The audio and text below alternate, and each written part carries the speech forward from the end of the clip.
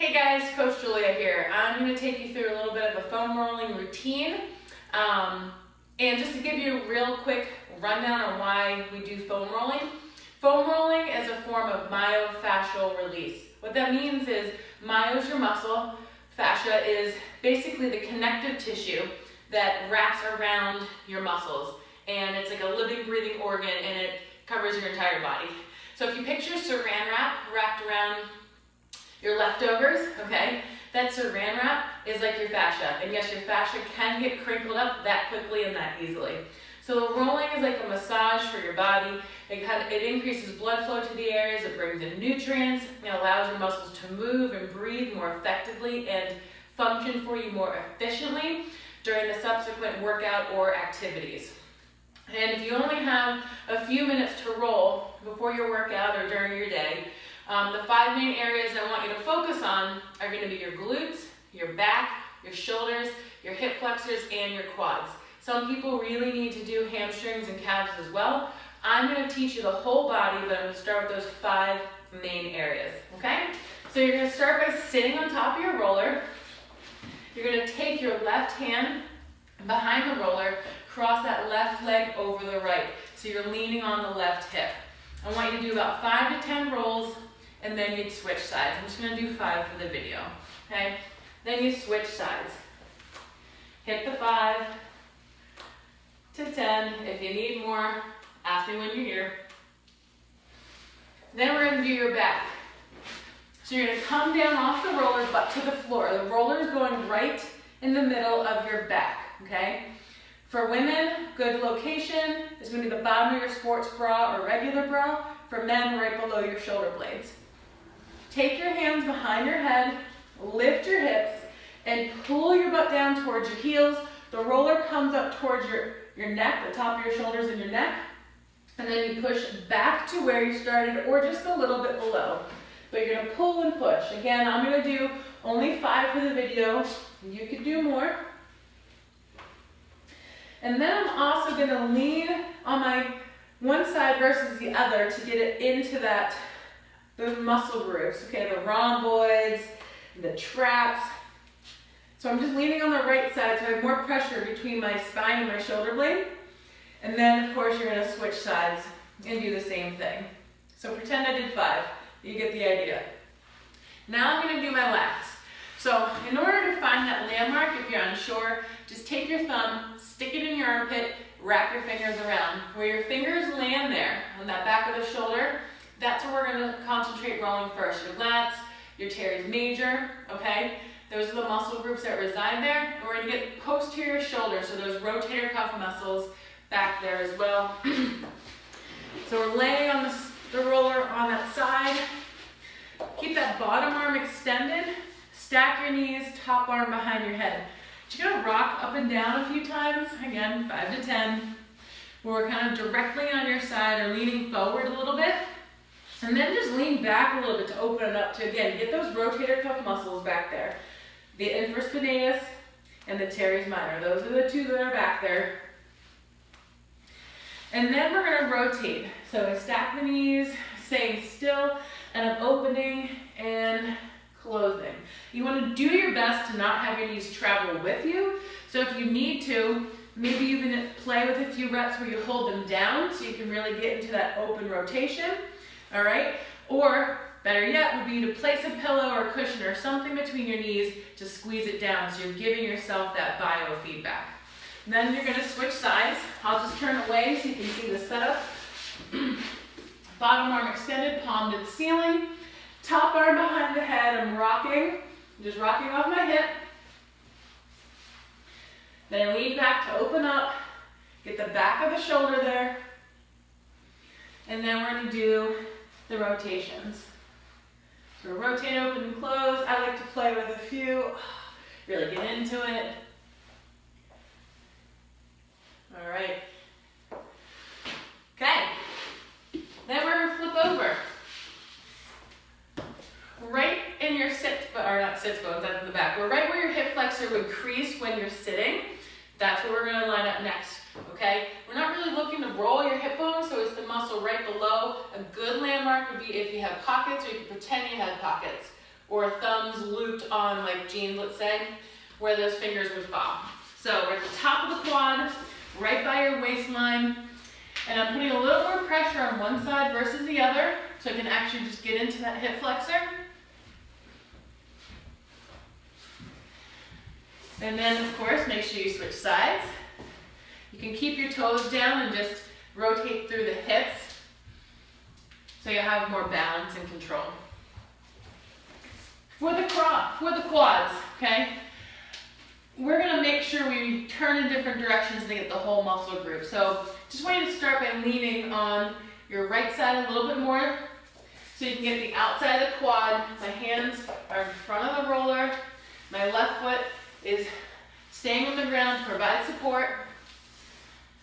And then you just come a little bit more face down. This position's called a prone position, all right? Face down.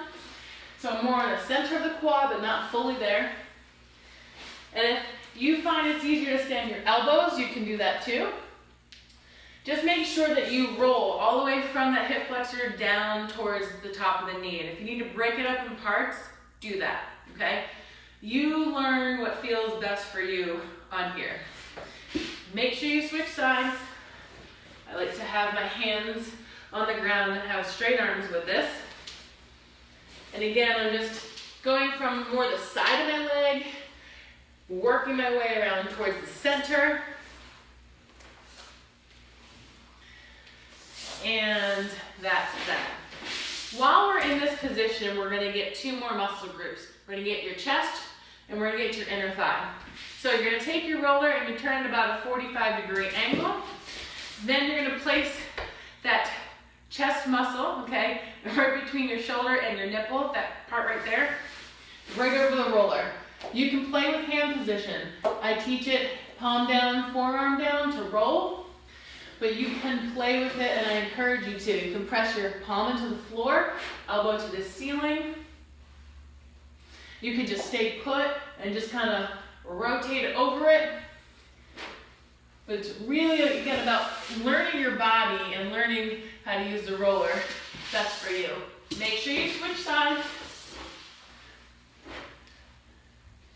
Get into that chest muscle. I'm just going to do a few. So, inner thigh or groin, adductors, whatever you want to call it. You take your roller, put it long ways, kind of like a body pillow. It's lined up parallel to you. Bend that top knee. Put the knee on the roller and then just push out a little bit so it gets on top of the muscle, okay? That's down there on the quad, a muscle group called the VMO. And one of the quad muscles, vastus medialis oblique is what it stands for. Long story short on that, it can get knotted up quite quickly. And a lot of people don't know it's super tight and tender and it can cause all sorts of problems, usually around the knee. So make sure you get that part. For the groin, that far arm is down the elbow, the closed hand I put out in front of the roller, I keep the knee bent, push the roller, or push your knee out over the roller, roller comes up into your groin, and then pull back. Leg can straighten, and you can play with it bent and straight, but just, again, make sure you're working around that whole muscle, and then, of course, make sure you switch sides. I'll turn around this time.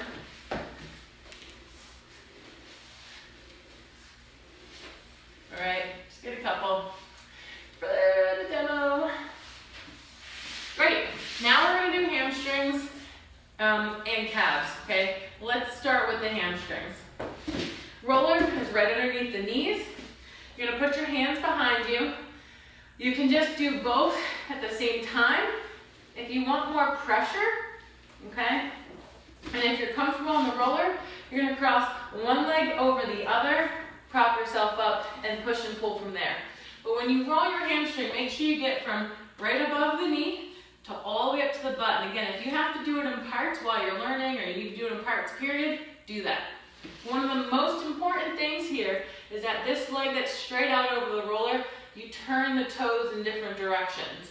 So you can get all parts of the hamstring muscle group. So we're up here, we're gonna start by turning the toes inward and do a few rolls. You'll feel it more on the inside of the hamstring, and even maybe you might feel like, oh, that's part of my groin-ish area. Okay, it's just part of the medial hamstring group, and it's close to the groin adductors.